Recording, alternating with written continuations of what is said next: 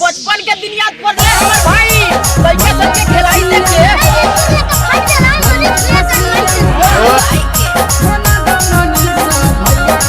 सच्चाई में तन के दे रहे भाई हमार सच्चाई में तन के दे रहे कुर्सी में कुर्सी पदिया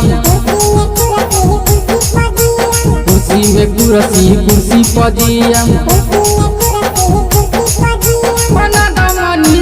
भैया के सीएम बना दो हो भाई मनीष भैया के सीएम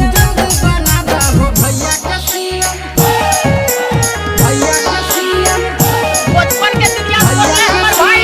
लड़के सब के खिलाई देखे काम के न सीएम बारे कवनो बिहार के मनीष भैया के कुर्सी दिला द सरकार के काम के न सीएम बारे कवनो बिहार के मनीष सबके कुर्सी दिला द सरकार के सिस्टम पर सिस्टम में नियम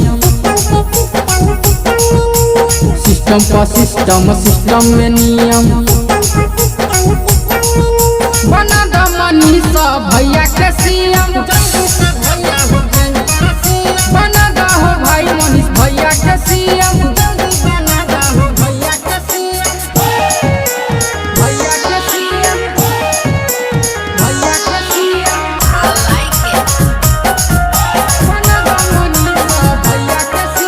रखिहन सबके राजा बना के बनी जहिया सीएम हो ओकरा आगे फेल हो बड़का जीएम हो रखिहन सबके राजा बना के बनी जहिया सीएम हो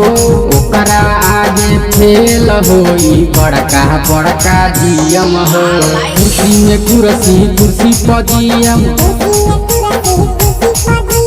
कुर्सी में कुर्सी पदियम बना दो मनीष भैया